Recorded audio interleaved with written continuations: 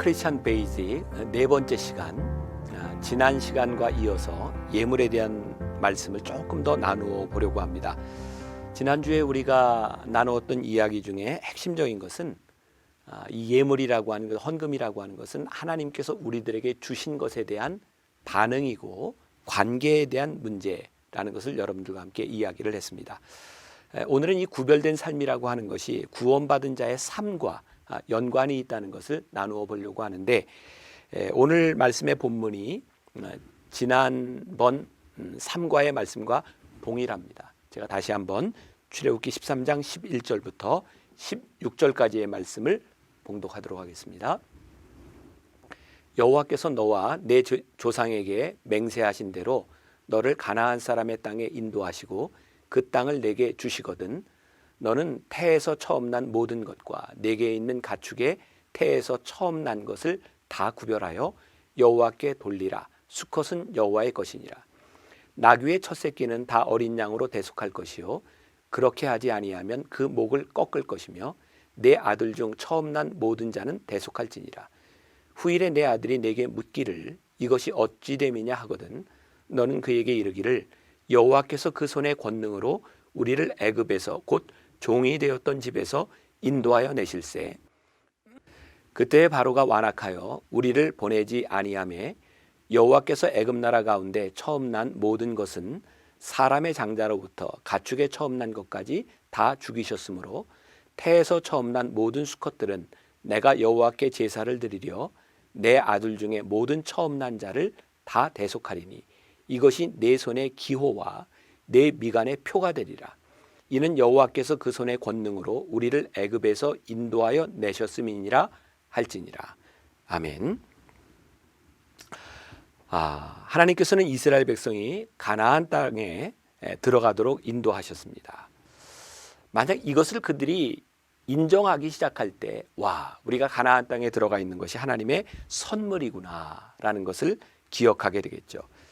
다시 말하면 우리들의 삶에 현재 존재하는 우리들의 삶이 하나님의 주권과 하나님의 인도하심 가운데 있다라고 생각할 때 우리는 자연적인 신앙적인 행위로 우리는 구별하게 됩니다. 우리들이 살아가면서 많은 기념일들을 경험하게 되죠.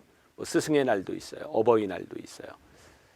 사람들이 선물을 하지만 동일한 마음은 아닙니다. 어떤 사람은 그냥 기념일이기 때문에 선물을 하는 사람도 있고 정말 감사하기 때문에 선물을 하기도 합니다. 우리가 이 선물만을 가지고 나타나는 것은 아니지만 그 선물 가운데 어떤 마음이 있느냐라고 하는 것은 분명합니다. 이것이 비인격적일 때는 드러나지 않지만 우리들이 하나님을 인격으로 고백할 때 하나님은 선물의 모양, 그 크기에 대한 문제가 아니라 우리의 마음을 보시는 거죠. 오늘 우리가 읽었던 말씀 가운데 12절 말씀인데 너는 태에서 처음 난 모든 것과 내게 있는 가축의 태에서 처음 난 것을 다 구별하여 여호와께 돌리라. 수컷은 여호와의 것이니라. 하나님은 우리들에게 많은 것들을 주셨는데 하나님이 우리들에게 주신 것 중에 우리들이 기념하여 우리들이 생각할 수 있도록 첫 번째 것은 하나님께 구별하여 드리라 이렇게 말씀하고 있습니다. 제가 이런 이야기를 하면 참 구시대적이다, 목사님이 좀 지나치다 이렇게 이야기할지 모르지만 저에게 있어서 이 첫 번째라고 하는 것은 아주 중요한 의미를 가지고 있어요. 그래서 저는 청년들에게 그렇게 이야기를 하죠. 얘들아, 너희들이 처음 직장에서 받은 첫 번째 예물 하나님께 드려라. 만일 돈의 액수를 생각한다면 이 말은 잘못된 겁니다. 왜냐하면 누군가 첫 직장에서 받는 그 월급은 그렇게 많지 않기 때문입니다. 때로는 수습기간에 받는 50%나 70%밖에 되지 않는 예물, 그런 보수일 수도 있습니다. 그런데 첫 번째 것을 귀하게 드려라. 저는 그렇게 교육합니다. 왜? 그 마음이 훨씬 더 중요하기 때문입니다. 저도 개인적으로 제가 입고 신는 것들, 그리고 제가 매는 넥타이, 처음 것을 하나님 앞에 매고 신고 입고 시작하려고 노력합니다. 제 것이 아니고 선물 받은 것이고 누군가에게부터 얻은 것인데 그것이 하나님 앞에서 먼저 사용되는 것이 귀하다고 생각하기 때문입니다. 다시 이야기합니다.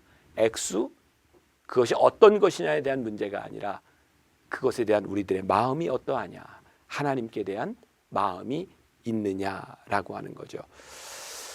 우리들은 교회에서도 많은 절기들을 경험합니다. 그 절기들을 통해서 우리는 특별한 하나님의 은혜를 다시 한번 생각하게 합니다. 우리들이 하나님의 은혜를 알기 때문에, 하나님의 은혜를 생각하기 때문에 그것을 기념하여 구별할 때 이것은 특별한 의미를 가지게 되어 있는 거죠. 제가 젊은 부부 학교를 인도할 때였습니다. 물질에 대한 그 강의를 했을 텐데 마치고 나서 한 젊은 의사 부부가, 이제 막 이렇게 전문의가 된 의사 부부가 저에게 이런 고민 같은 상담을 했어요.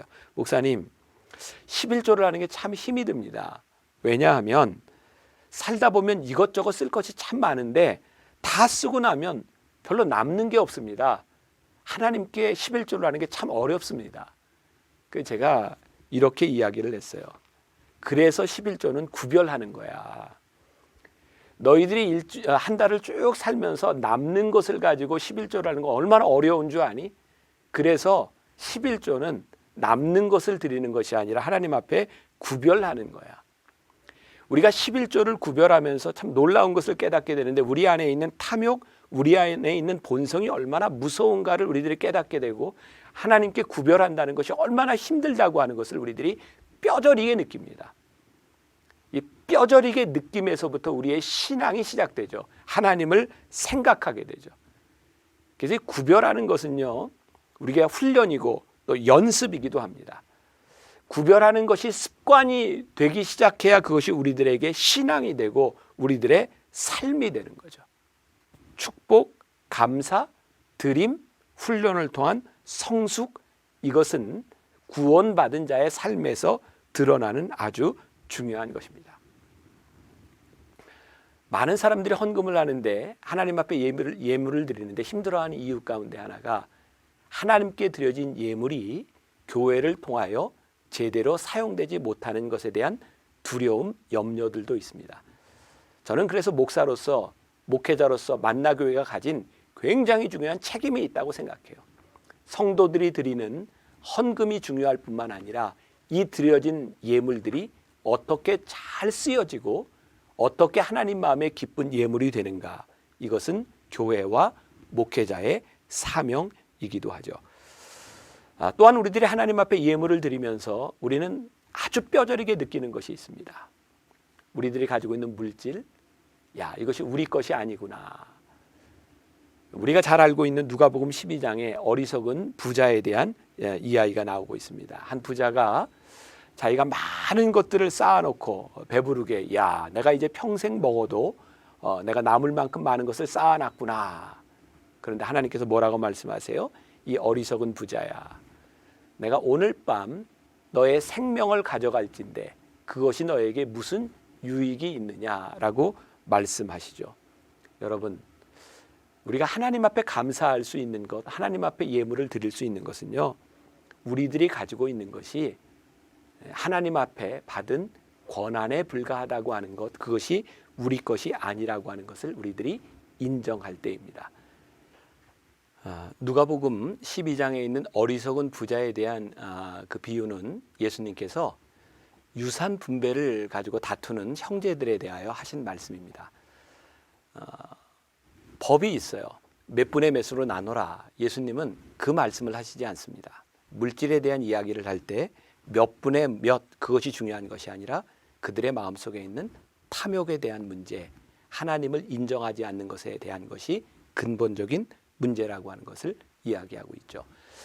결국 이 헌금에 대한 문제는 단순히 헌금으로 끝나는 것이 아니라 우리의 신앙과 우리들의 삶의 전반적인 문제와 연관이 되어 있는 거예요. 우리가 하나님의 것을 구별하는 사람이 될 때, 우리들이 구별하는 믿음을 가지게 될 때에 우리의 물질이 하나님의 것임을 우리들이 인정하게 될 때에 물질을 사용하는 전반적인 영역에서 우리들의 삶의 다른 태도들이 나오게 되어 있는 거죠.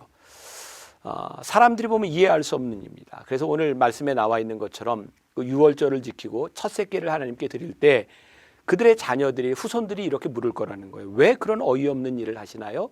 그때 우리가 분명히 대답해야 된다는 거예요. 그때 우리가 출애굽할 때 하나님이 우리를 이렇게 구원하셨다. 하나님이 우리를 이렇게 가나안 땅으로 인도하셨다. 하나님과 우리들 사이의 관계에 대한 고백, 그것으로 우리들이 유월절을 지키고 첫 새끼를 드리고 있다고 하는 것을 이야기할 수 있어야 되는 거죠. 오늘도 아프리카 선교사님에 대한 이야기를 하나 하려고 합니다.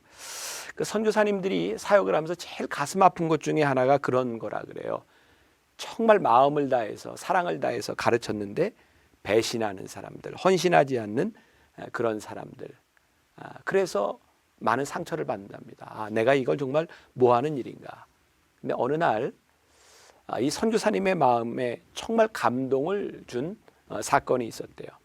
몇 년을 잘 돌봐준 아프리카 현지인인데 선교사님에게 봉투를 가져왔대요. 작은 것입니다. 이 선교사님이 감동이 된 거예요. 한 번도 현지인에게서 그렇게 받아본 적이 없었기 때문이죠. 늘 공식이 그랬답니다. 선교사는 주는 사람, 현지인은 받는 사람. 그런데 선교사님 고맙습니다. 이렇게 오랫동안 참아주고 인내하고 우리를 사랑해 주셔서 감사합니다. 그 안에 얼마가 들어있는가, 그것은 별로 중요하지 않았답니다. 그 선교사님의 마음을 감격스럽고 기쁘게 만든 것은 돈의 액수가 아니라 그의 마음이었다는 거죠. 그 사람이 선교사님에게 받은 사랑을 고백했기 때문입니다. 하나님이 무엇을 기뻐하실까요? 이 예물과 예배와 관계에서 이야기한다면 하나님은 우리의 외적인 부분들과 돈의 액수에 대한 것이 아니라 우리들의 삶의 믿음의 고백, 하나님을 사랑하는 마음. 그래서 저는 이렇게 정의를 내립니다. 헌금은 돈이 아닙니다. 헌금은 우리의 마음이고 신앙의 고백이고, 헌금을 통해 우리는 하나님과 우리 사이의 관계를 다시 한번 확인하는 것, 그것이 재물과 헌금에 대한 문제라고 하는 것을 여러분들이 이번 공부를 통해서 마음속에 잘 새겼으면 좋겠고, 오늘 여러분들에게 이런 질문을 드리고 싶어요. 여러분들은 여러분들의 삶에서 어떤 은혜의 고백, 어떤 감사의 고백, 하나님과의 관계가 있는가, 이것을 생각하며 이번 사과를 마무리하면 좋겠습니다.